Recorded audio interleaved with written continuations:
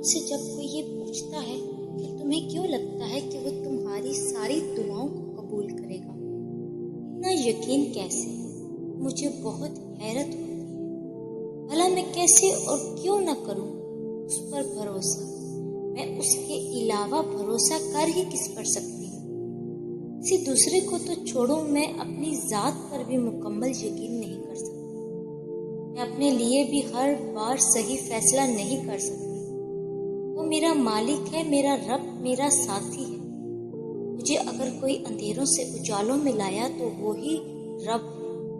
اس کی محبت پاک ہے، صاف ہے۔ وہ دغا نہیں دیتا، وہ تنہا نہیں چھوڑتا۔ میری صداؤں کو سنتا ہے، تو پھر کیسے نہ کروں میں اس پر بھروسہ؟ میں جانتی ہوں وہ صحیح وقت پر میری ہر دعا پر کن کہہ دے گا۔ وہ میرا رب ہے، پیارا رب ہے۔ جب نہ ملنے کا خوف ستانے لگے نا، تو یقین سے دعائیں مانگنا۔ جب صبر نہ آ رہا ہو نا، تب جانماز پر بیٹھ کر خوب رو لینا۔ جب ہمت ہار ماننے لگے نا، تب سجدوں میں اس سے ڈھیر ساری باتیں کر لینا۔ جب دل کو سکون نہ پہنچ پا رہا ہو نا، تو تہجد پڑھ لینا۔ جب تم چاہتے ہو کہ کوئی تمہیں تسلی دے، تو قرآن پاک پڑھ لینا۔ جب انتظار کرنا مشکل ہو جائے، تو بس صبر سے اس کے معجزے کا انتظار کرنا۔ اس بات کی تسلی رکھیں کہ آپ کے حصے کی خوشیاں آپ ہی کو نصیب ہوں گی۔ آپ کے حصے کی بارشیں آپ ہی کے آنگن میں برسیں گی۔ آپ کے حصے کے پھول آپ ہی کے باغیچے میں کھلیں گے۔ اور رب جو خوشیاں آپ کے نصیب میں لکھ چکا ہے، یا آپ کی دعاؤں کی بات آپ کو عطا کرنا چاہتا ہے، وہ کسی کے یہ چیز تو تمہیں نہیں مل سکتی، کہہ دینے سے آپ سے واپس نہیں لی جاتی۔ اور زندگی میں کبھی دعا کرنا مت چھوڑنا، خاص طور پر تب جب دعا کرنے کی کوئی وجہ نظر نہ آئے۔ اللہ کو آواز دینا اور بتانا کہ میں ابھی بھی مایوس نہیں ہوں۔ اے اللہ، مجھے ابھی بھی آپ کے معجزوں کا انتظار ہے۔ میں نے ابھی بھی نصیب سے ہار نہیں مانی۔ بے شک جو اللہ سے رابطہ نہیں توڑتا، پھر اللہ بھی اس کی امیدیں کبھی نہیں توڑتا۔ وہ جانتا ہے کہ تم کس تکلیف سے گزر رہے ہو، کس اذیت سے گزر رہے ہو۔ وہ جلد ہی ایسی مدد بھیجے گا کہ تم مطمئن ہو جاؤ گے انشاءاللہ۔ شرمندگی کے آنسوؤں میں بہت طاقت ہے، اور اگر تمہیں یہ آنسو نصیب ہو رہے ہیں تو خود کو خوش قسمت جانو۔ اپنے گناہوں کا احساس ہو جانا بہت بڑا انعام ہے اس رب کا۔ یہ احساس وہ نہ دلاتا تو تم تو اپنی آخری سانس تک غفلت میں پڑے رہتے۔ بس اٹھو، اپنے گناہوں کی پوٹلی اور اس رب کی در پر جھک جاؤ۔ اس کی رحمت تمہیں اپنا سایہ نصیب کر دے گی۔ رب سے جڑنے کے سفر میں پل پل کی آزمائشیں، پل پل کی رکاوٹیں ہیں۔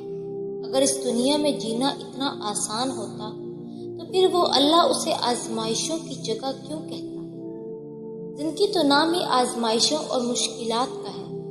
اس رب کو نیک لوگوں کی طلب نہیں، اس نے تو بس یہ جہاں ہم جیسے گناہ گاروں کے لیے بنایا ہے، تاکہ جب ہم ٹوٹے بکھرے اس کی بارگاہ میں جائیں تو وہ اپنی شفقت بھری رحمت سے ہمیں ڈھانپ لے۔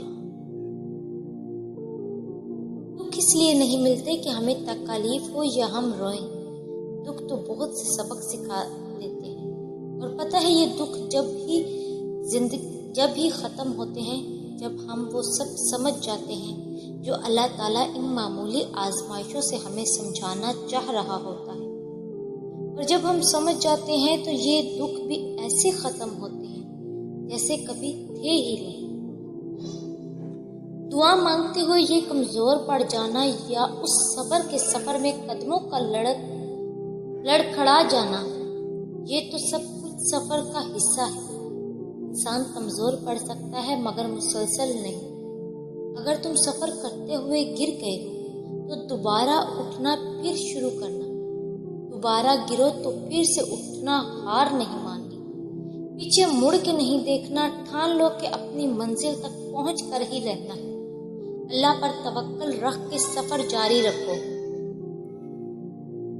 جب تک کہ کن تک نہیں پہنچ جاتے۔ زندگی بہت ایسے موقع آئیں گے جہاں تمہیں وہ حالات سمجھ نہیں آ رہے ہوں گے، مگر تم اللہ پر توکل رکھنا اور دعا جاری رکھنا۔ کبھی کبھی جب تمام دروازے بند نظر آتے ہیں، وہیں سے ہی قبولیت کے دروازے بھی کھلتے ہیں جن کا تم نے تصور بھی نہیں کیا ہوتا۔ جس نے تمہیں بنایا ہے وہی تمہیں جوڑ سکتا ہے۔ اس کی محبت پہ شک نہ کرنا، وہ آزمائش میں اکیلا کیسے چھوڑ سکتا ہے۔